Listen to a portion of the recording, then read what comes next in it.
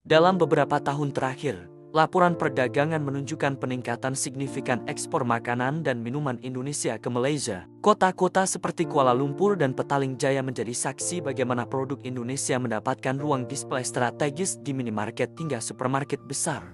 Penempatan produk di rak bukan perkara sembarangan.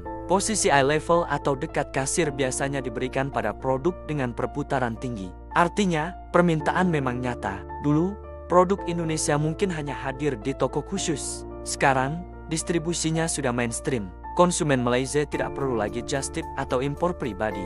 Semua tersedia secara legal, masif, dan kompetitif. Mengapa produk Indonesia bisa unggul?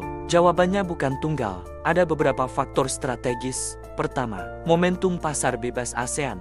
Sejak implementasi masyarakat ekonomi ASEAN MI, hambatan tarif semakin ditekan. Indonesia cerdas memanfaatkan skema ini untuk memperluas distribusi regional. Kedua, skala produksi dan efisiensi biaya. Dengan populasi besar dan basis industri manufaktur yang kuat, biaya produksi Indonesia relatif lebih kompetitif.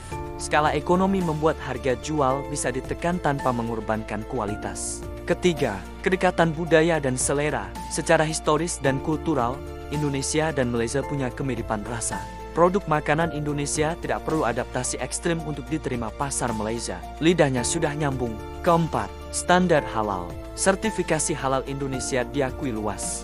Faktor ini krusial di negara mayoritas Muslim seperti Malaysia karena menyangkut kepercayaan konsumen. Digitalisasi mempercepat segalanya. Brand Indonesia memanfaatkan marketplace lintas negara dan media sosial untuk membangun awareness.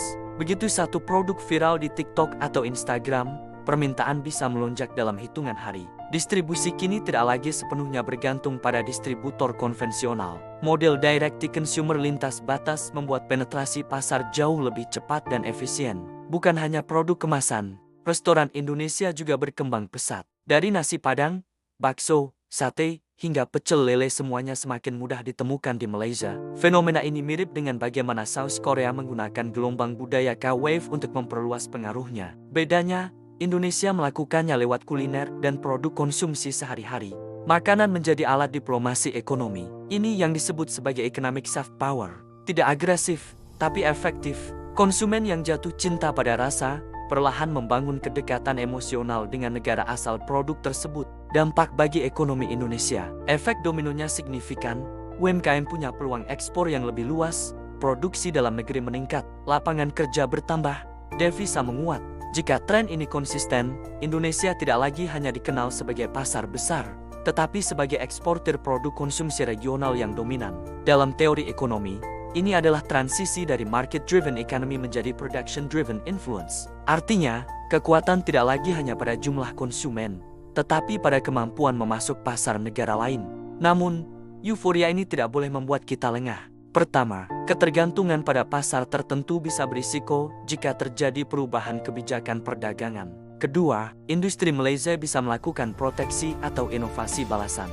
Ketiga, konsistensi kualitas harus dijaga. Satu skandal saja bisa merusak reputasi kolektif. Dominasi pasar regional bukan garis finish. Itu baru tahap awal. Apakah ini tanda Indonesia naik level? Jika melihat pola jangka panjang, ya ini indikasi kenaikan kelas. Negara yang kuat secara ekonomi biasanya punya 3 ciri: basis produksi solid, produk berdaya saing ekspor, pengaruh budaya yang melampaui batas negara. Indonesia mulai memenuhi ketiganya di sektor konsumsi.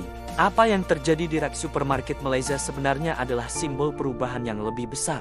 Perubahan persepsi. Dulu Indonesia sering dipandang hanya sebagai pasar potensial. Kini, Indonesia mulai dipandang sebagai pemasok utama. Dan menariknya, kebangkitan ini tidak dimulai dari industri berat atau teknologi canggih, tapi dari hal sederhana, sebungkus mie instan, segelas kopi, dan bumbu dapur. Kadang, revolusi ekonomi tidak selalu berbentuk gedung pencakar langit atau proyek triliunan rupiah. Kadang, ia hadir dalam bentuk yang paling sederhana tapi dampaknya bisa lintas batas. Pertanyaannya sekarang, mampukah Indonesia menjaga momentum ini dan memperluasnya ke pasar ASEAN lain, bahkan global? Karena jika strategi ini konsisten, maka yang kita lihat hari ini di Malaysia bisa jadi hanyalah permulaan.